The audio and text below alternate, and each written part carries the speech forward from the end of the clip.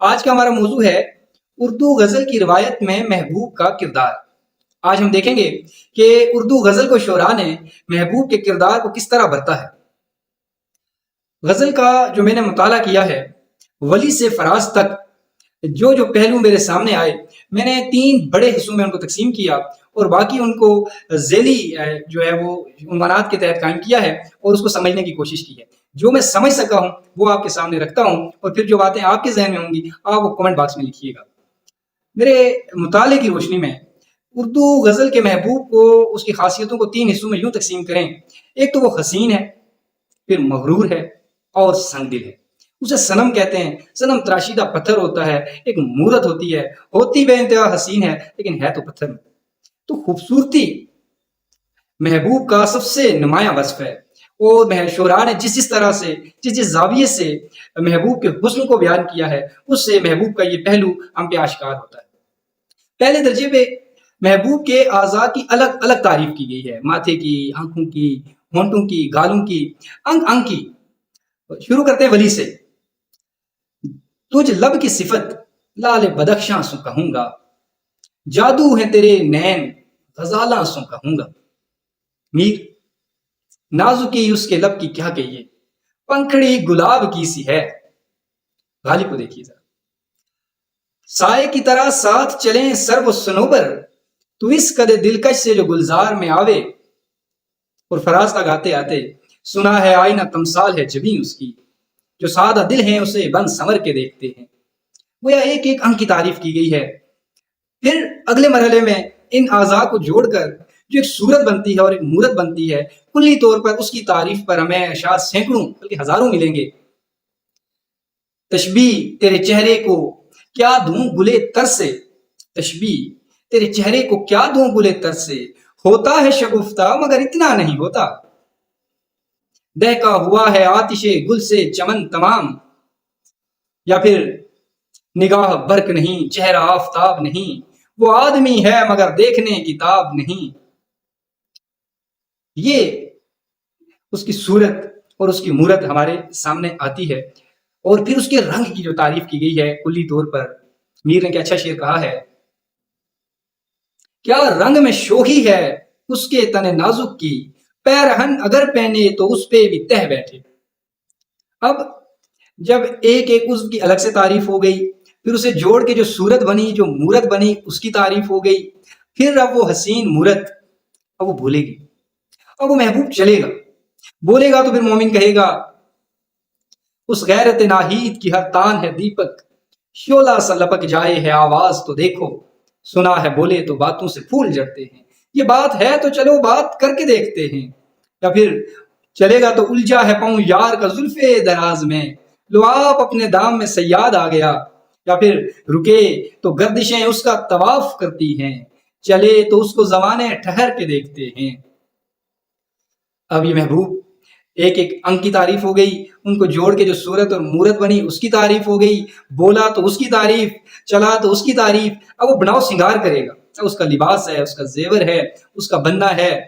تو پھر سنا ہے جب سے حمائل ہیں اس کی گردن میں، مزاج اور ہی لال و گوہر کے دیکھتے ہیں۔ یا پھر عرفان صدیقی کہتا ہے، چمکے تو اندھیرے میں میرا ترائے دستار، چمکے تو اندھیرے میں میرا ترائے دستار، 2-4 ستارے تیری پوشاک سے لے آؤں۔ اور پھر میک اپ کرے گا تو پھر منیر نیازی کہے گا، ایک شام سی کر رکھنا کاجل کے کرشمے سے، ایک چاند سا آنکھوں میں چمکائے ہوئے رہنا، چھلکائے ہوئے چلنا، خوشبو لبے لالی کی، ایک باغ سا ساتھ اپنے مہکائے ہوئے رہنا۔ اب جب وہ اس درجے پر پہنچ گیا، جب اس کے انگ انگ کی تعریف ہوئی، اس کو جوڑ کر صورت و مورت کی تعریف ہوئی، اس کے چلنے اور بولنے کی تعریف ہوئی، اس کا بناؤ سنگار ہو گیا، تو پھر اس کی ادائیں ہیں۔ پھر میر کہے گا، حیا سے سر جھکا لینا، ادا سے مسکرا دینا، حسینوں کو بھی کتنا سیل ہے بجلی گرا دینا۔ یا پھر آرزو لکھنوی کہیں گے، پوچھا جو ان سے چاند نکلتا ہے کس طرح، پوچھا جو ان سے چاند نکلتا ہے کس طرح، زلفوں کو رخ پہ ڈال کے جھٹکا دیا کہ یوں، پوچھا جو ان سے چاند نکلتا ہے کس طرح، زلفوں کو رخ پہ ڈال کے جھٹکا دیا کہ یوں۔ اب ہم دوسرے درجے پہ دیکھتے ہیں چیزوں کو کہ غرور ہے۔ تو غرور کی دو سادہ سی وجوہات ہیں. حسین ہے تو غرور ہے. حسن پر ناز نہیں ہوگا تو کس پہ ہوگا؟ جو چیز زیادہ ہو، معاشرے سے ہٹ کر ہو، تو اسی پہ تو غرور ہوتا ہے. شہرت ہو، عزت ہو، دولت ہو، یا پھر حسن ہو. حسین ہے تو مغرور ہے. دوسرا نقطہ زیادہ ہے، کیونکہ کوئی اسے چاہتا ہے، کوئی اس کا عاشق ہے، تو یہ کسی کا چاہنا اسے مغرور بنا دیتا ہے. آگے اس متکبر کے ہم خدا خدا کیا کرتے ہیں، کب موجود خدا کو وہ مغرور خود آرا جانے ہے.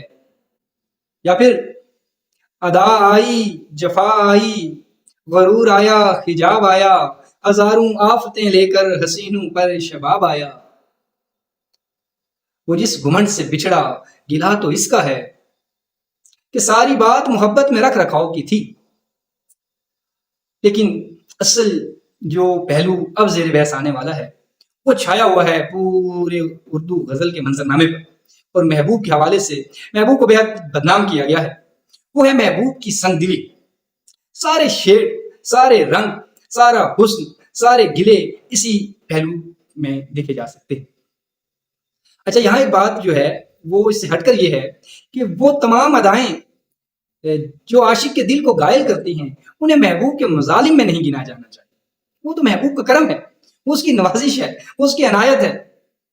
لیکن کچھ ایسے پہلو بھی ہیں جو اس کی سنگدلی کو نمایاں کرتے ہیں. اس کی سنگدلی کیا ہے؟ لاپرواہی، بے رخی، توجہ نہ دینا، عاشق کی امیدوں پر پورا نہ اترنا، اسے نظر انداز کرنا، اس کے سامنے رکیبوں کا ذکر کرنا، اسے ستانا، تڑپانا، جلانا اور اسے سرے سے نظر انداز کر دینا، غصہ کرنا اس پہ، اسے انتظار کروانا، اس سے بے وفائی کرنا. یہ سارے پہلو اور اس سے ہٹ کر کئی طرح کے پہلو اسی ضمن میں آئیں گے. غصہ ہوگا تو پھر ولی مت غصے کے شعلے سوں، جلتے کوں جلاتی جا، ٹک میر کے پانی سوں تو آگ بجھاتی جا. یا پھر میر نے کیا خوب بیان کیا یہاں محبوب کو. کہتا ہے ہر وہ بات جس سے عاشق کے دل کو سکون پہنچ سکتا ہے وہ دانستہ اس سے ناواقف ہے، اور ہر وہ بات جس سے عاشق کے دل کو تکلیف پہنچ سکتی ہے اسے وہ خوب جانتا ہے.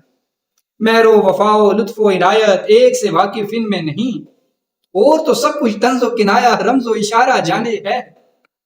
یا پھر غالب کہتا ہے کہ میرے قتل کے بعد اس نے جفا سے توبہ، ہائے زود پشیماں کا پشیماں ہونا. دہلی کی روایت کے آخری شاعر داغ کا شعر دیکھیے.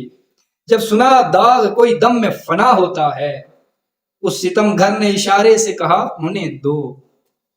جب سنا داغ کوئی دم میں فنا ہوتا ہے، اس ستم گر نے اشارے سے کہا ہونے دو. یہ ہے محبوب کی بے روحی، یہ ہے اس کا ظلم، یہ اس کی جفا ہے. دیکھیے اکبر کہتا ہے کہ کچھ طرز ستم بھی ہے، کچھ انداز وفا بھی. کچھ طرز ستم بھی ہے، کچھ انداز وفا بھی، کھلتا نہیں حال ان کی طبیعت کا ذرا بھی. وہ انپریڈکٹیبل ہے، وہ کبھی وفا نشاور کرے گا اور کبھی جفا پہ اتر آئے گا. ایک اس کا یہ رخ ہے. اور ایک اور طرح کا تعلق جو ہے عاشق کا اس کے ساتھ ہوتا ہے، اور اس میں بھی ستانا انتہائی درجے کا ہوتا ہے. عدم کا شعر ہے، یہ کیا کہ تم نے جفا سے بھی ہاتھ کھینچ لیا، یہ کیا کہ تم نے جفا سے بھی ہاتھ کھینچ لیا، میری وفاؤں کا کچھ تو سلا دیا ہوتا. اچھا، محبوب اگر لڑتا بھی رہے نا، یہ اس کی مہربانی ہے. وہ اس تعلق میں بھی لطف دیتا ہے. وہ ناراض ہو، وہ لڑے، وہ جفا کرے، کوئی تعلق تو رکھے نا عاشق کے ساتھ. تو عدم کہتا ہے یہ کیا کہ تم نے وفا سے بھی، یہ کیا کہ تم نے جفا سے بھی ہاتھ کھینچ لیا. ایک یہ بھی پہلو ہے اس کے ستانے کا. پھر انتظار بہت کرواتا ہے. اس پہ اردو شاعری کے دفاتر بڑے پڑے ہیں. فیض صاحب کا شعر ہے کہ وہ آ رہے ہیں، وہ آتے ہیں، آ رہے ہوں گے، وہ آ رہے ہیں، وہ آتے ہیں، آ رہے ہوں گے، شب فراق یہ کہہ کر گزار دی ہم نے. تیری محفل سے اٹھاتا غیر مجھ کو کیا مجال، دیکھتا تھا میں کہ تو نے بھی اشارہ کر دیا. حسن کب عشق کا ممنون وفا ہوتا ہے، لاکھ پروانہ مرے شمع پہ کیا ہوتا ہے. اور سیما نے دیکھیے محبوب پہ کس طرح طنز کیا ہے، اور کیا جہاں سے پہلو اس کی بے روحی کا نکالا ہے، اس کی بے وفائی کا نکالا ہے. رنگ بھرتے ہیں وفا کا جو تصور میں تیرے، تجھ سے اچھی تیری تصویر بنا لیتے ہیں. دل سلگتا ہے تیرے سرد رویے سے میرا، دیکھ اس برف نے کیا آگ لگا رکھی ہے۔ محبوب کے حسن کی بات ہوئی، اس کے غرور کی بات ہوئی اور اس کی سنگ دلی کا ذکر ہوا۔ سنگ دلی مختلف نوعیت کی ہے، اس کا رقیبوں سے جا ملنا، اس کا اپنے عاشق کو ستانا، اسے آزمانا، اسے وقت نہ دینا، مختصر یہ کہ عاشق کی امیدوں پر پورا نہ اترنا۔ تو اس طرح کا کچھ محبوب اور اس کی تصویر اور اس کا تصور ہمارے سامنے آتا ہے جب ہم اردو غزل کا مطالعہ کرتے ہیں۔ یہ تھی عوامی سطح کی گفتگو۔ اگر آپ اسی موضوع کو علمی سطح پر پرکھنا چاہتے ہیں تو ڈاکٹر وزیر آغا کا مضمون اردو غزل میں محبوب کا تصور ضرور پڑھیے گا۔ آپ کوئی بات کہنا چاہتے ہیں، آپ کی کوئی رائے ہے، آپ کوئی سوال کرنا چاہتے ہیں تو کمنٹ باکس میں ضرور کیجیے گا۔ اب تک کے لیے اتنا ہی، بہت شکریہ۔